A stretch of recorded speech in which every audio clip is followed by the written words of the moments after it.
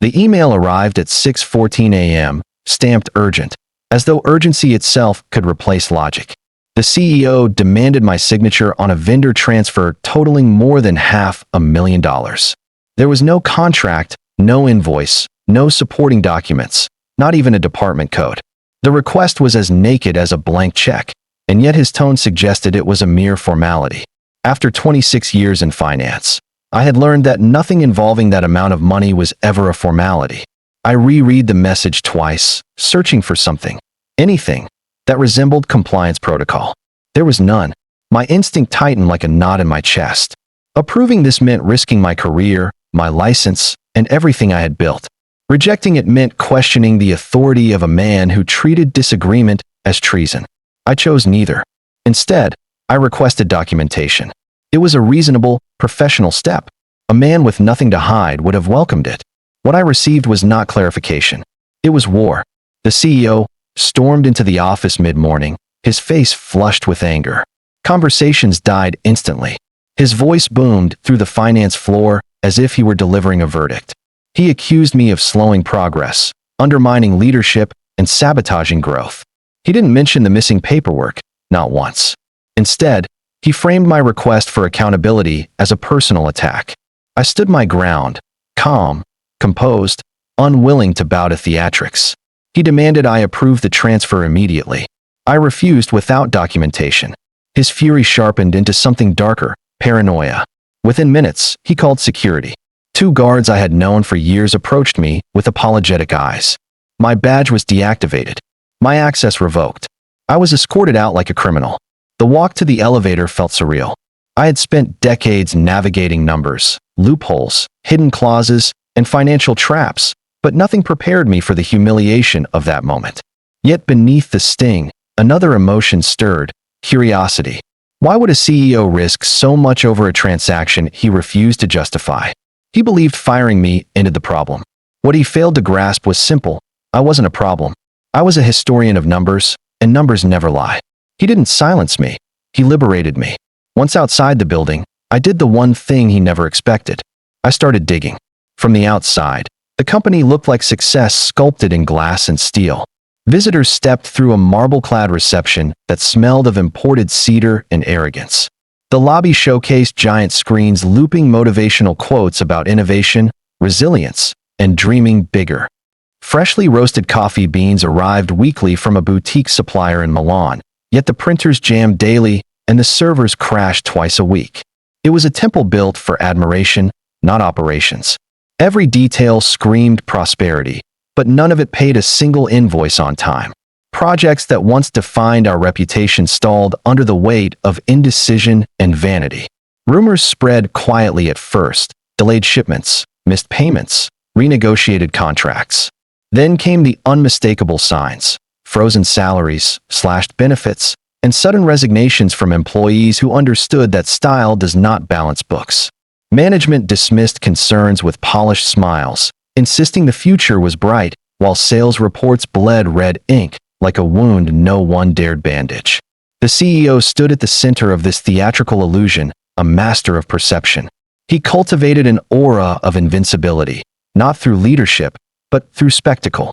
Every Monday morning, he arrived in a different Porsche, the engine roaring like a declaration of superiority. He parked it at the front entrance, not in a slot, but diagonally, positioned so sunlight kissed the paintwork at just the right angle. Employees slowed their steps to stare, some with admiration, others with disbelief. It became a ritual of distraction, a weekly reminder of what mattered most to him: attention, not accountability. Rumors grew into theories. Where did the money come from? How could a man whose company struggled to pay vendor bills afford a fleet of vehicles worth millions? No one questioned him openly. Fear was the company's unofficial policy. Those who raised concerns were labeled negative, resistant, or disloyal. The culture was clear: pretend, perform, and smile for the cameras. For years, I dismissed the whispers as workplace gossip. Numbers, not vanity, were my world. But now, after the mysterious transfer order and the spectacle of my dismissal, the whispers became clues. Every Porsche, every delayed salary, every unexplained executive trip formed a puzzle that no longer looked random. The company wasn't failing because of the market. It was failing because it was never built to succeed. Being fired stripped me of my title, not my expertise. If anything, it sharpened my instincts. With no office politics left to navigate and no reputation left to protect, I finally had the freedom to do what no one else dared. Follow the trail the CEO never intended anyone to see. I began with what I knew best: numbers. They are stubborn things. They don't gossip. They don't exaggerate. They don't forget. I accessed archived finance files stored in off-site backups only a handful of people knew existed. Years of ledgers, procurement forms, and vendor histories lay waiting like an unguarded confession. I scanned invoices that had passed my desk, cross-checked payment schedules, scrutinized depreciation logs for assets I never physically saw, and compared them with the company's declared expenditures. Patterns don't hide forever. They repeat until someone pays attention. One name surfaced again and again: Prestige Mobility Holdings. It appeared innocently enough on supply chain records, listed as a strategic partner for fleet management. But there was no fleet, no vans, no trucks, no company cars. Only one vehicle existed in the register, and it wasn't a corporate asset. It was the CEO's Porsche. Yet Prestige Mobility Holdings billed us as if we maintained an entire logistical empire. Thousands of dollars each month disguised as leasing fees, maintenance charges, and luxury performance adjustments. The invoices were meticulously crafted, stamped, and approved. But the signature made my blood run cold. It wasn't signed by our procurement head. It was signed by the CEO under an alias. He had assigned himself a secondary identity inside the business, authorizing expenses no one else had the access or audacity to question. His fraud wasn't sloppy. It was engineered. He built a financial maze around subsidiaries, third-party shells, and digital signatures buried so deeply in documentation that most auditors would never notice. He exploited corporate structure like a magician uses mirrors, redirecting attention while the real act happened in plain sight. This wasn't misunderstanding. It wasn't recklessness. It was deliberate extraction, planned and perfected over years. He wasn't running a company. He was draining it methodically, one signature at a time, financing his personal empire under the illusion of corporate growth. The Porsche wasn't a trophy. It was evidence. Auditors are not hunters by nature, but they know the scent of something dying. When I walked into their office with a dossier full of transactions and signatures, there was no shock, no disbelief, just a silent, predatory focus. They asked for nothing at first. They simply read. Then, without a word, they requested full access to every document the CEO had signed over the last 18 months. Their calmness was unsettling, the kind you only see from people who already know what comes next. By mid-afternoon, questions turned into formal requests. By evening, those requests became subpoenas. The audit floor transformed into a war room, laptops glowing late into the night, whispered conversations intensifying with each file unearthed. What began as an inquiry into one suspicious vendor unraveled into a network of personal expenditures masked as corporate necessity. The Porsche was no longer the headline. It was merely the first loose thread. Directors who once boasted about the CEO's innovation suddenly found reasons to be absent from meetings.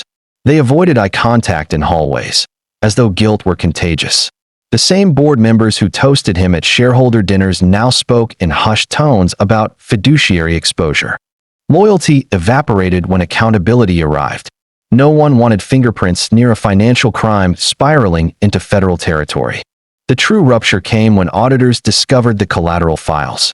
The CEO had not only misused operational funds, he had pledged a portion of company shares as collateral for personal loans. That discovery hit the board like a hammer. This wasn't mismanagement. It was asset theft disguised as corporate ambition. The Porsche could be dismissed as vanity. Shares were a crime. Security protocols were amended overnight. Access badges were reprogrammed. Executive privileges were quietly revoked. Employees sensed the shift instantly. Conversations that once celebrated the CEO's charisma now dissected his downfall. His portrait, which hung proudly in the main corridor, suddenly felt like a warning more than an icon. The building's atmosphere thickened with fear and anticipation. Meetings moved from open conference rooms to legal offices guarded by confidentiality clauses. Everyone knew something irreversible had started. The CEO wasn't admired anymore. He wasn't feared either. He was radioactive. And everyone knew exactly what happens to anyone who stands too close to something that's about to explode. Desperation wears a tailored suit better than anything else, and the CEO arrived at the emergency town hall dressed like a man auditioning for redemption. He strode onto the stage with rehearsed confidence, chin high, smile forced, every gesture calibrated to project authority.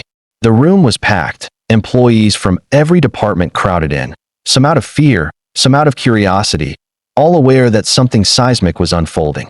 The glossy screens behind him flashed the words commitment, vision, integrity, like an insult no one dared to say aloud. He began his speech with the flourish of a politician cornered by truth. He spoke of loyalty, of corporate family, of forces conspiring to destroy what he had built. He insisted the company's recent turbulence was caused by rogue employees poisoning the culture.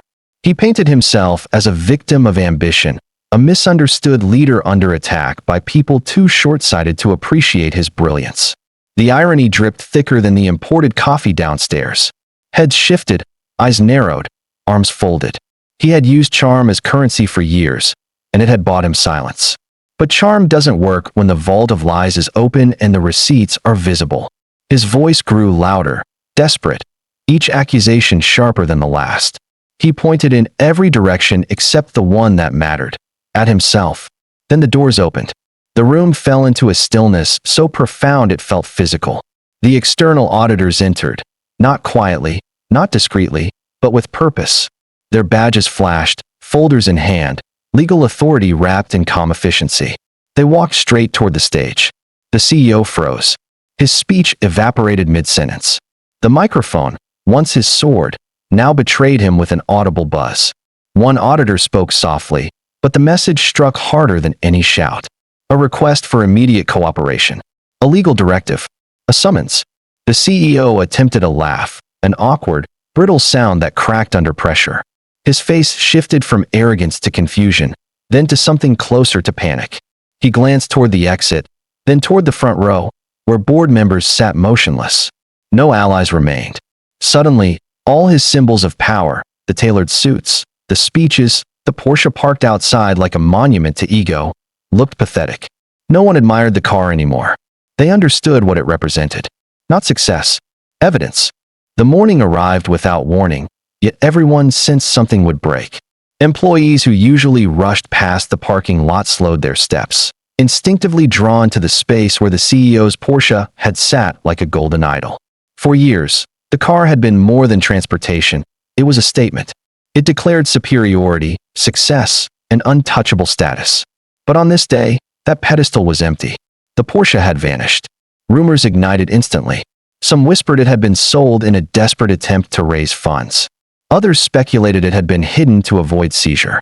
The truth was far less dramatic and far more humiliating. At 4:52 a.m., under the dull glow of security lamps, a flatbed tow truck backed into the lot.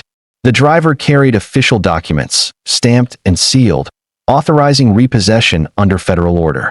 Cameras captured every moment, the chains locking around the tires, the machine pulling the Porsche onto the truck like a trophy being reclaimed, the final screech of rubber against metal as the car, once a symbol of arrogance, was hauled away like a piece of evidence from a crime scene. Within an hour, the video was everywhere, LinkedIn feeds, internal chat groups, even private executive WhatsApp threads. Each replay delivered the same message. The man who preached excellence couldn't pay his bills. His reputation, polished for years through showmanship and intimidation, dissolved in 22 seconds of footage. No speech could fix what paperwork revealed. The irony was painful and poetic. His downfall wasn't forged in scandalous theatrics or emotional betrayals. It emerged through documents he never imagined could hurt him. Signatures he signed without caution. Invoices he approved without oversight. Subsidiaries he created without accountability. He had mocked compliance for being tedious, mocked accountants for being cautious, mocked process for slowing his vision. Yet it was those very signatures, checkmarks, and timestamps, mundane artifacts of bureaucracy, that now served as nails in the coffin of his empire. Employees walked past the empty parking spot as if it were a memorial. The space didn't represent a missing vehicle. It represented missing truth. The car that once forced admiration now forced reflection. His destruction wasn't dramatic. It was procedural, and procedures always win against ego. For a man who once believed rules were suggestions and consequences were optional, the summons to appear in court felt like an insult rather than a reckoning. He attempted diplomacy first. Private calls, discreet meetings, promises whispered into the ears of people who once worshipped him. But prosecutors are not shareholders, and ambition in their world smells like opportunity. What he thought would be a quiet settlement turned into a full-scale legal spectacle. The charges multiplied rapidly. Fraud, misappropriation of corporate assets, falsified procurement contracts, unauthorized collateralization of company shares. Each accusation peeled away another layer of the empire he had crafted out of charisma and intimidation. Directors who once praised him at annual dinners now arrived flanked by lawyers, refusing eye contact, insisting they trusted the information available at the time. Employees who once feared him now stood confidently at the witness table, recounting orders he barked, documents he signed, and threats he issued. I took my seat in the back row. No spotlight, no attention, just silence and memory.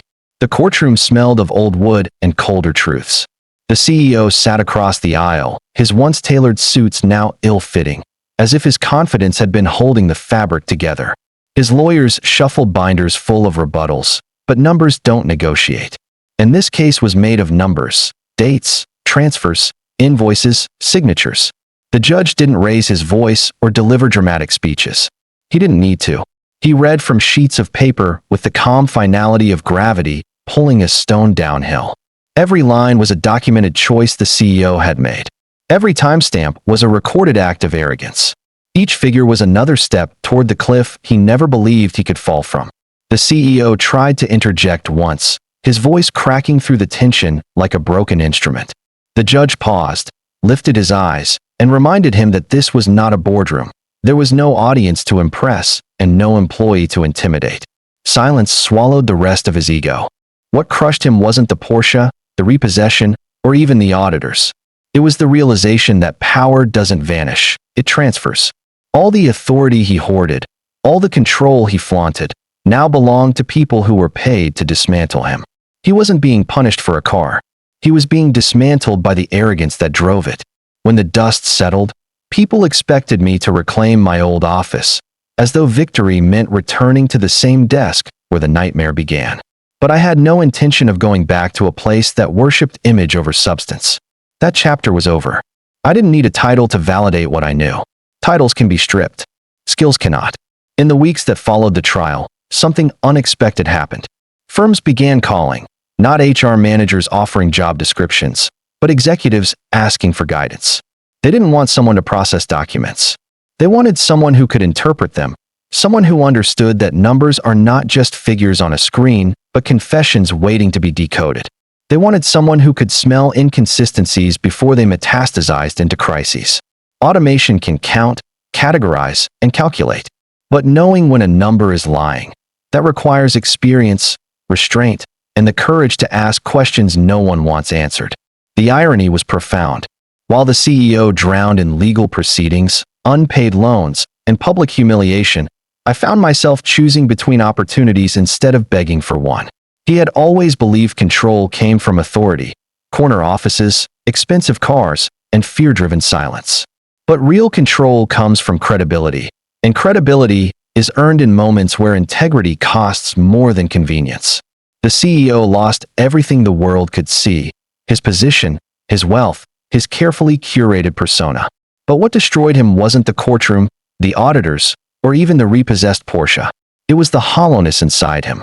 He treated truth like an enemy to be outmaneuvered instead of a force to be respected.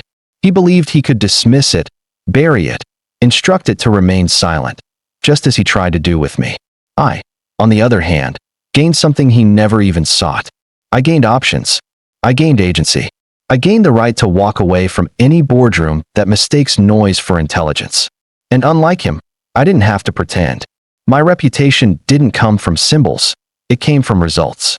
He taught me the most expensive lesson of his life, one I never asked to learn but will never forget. You can fire a person.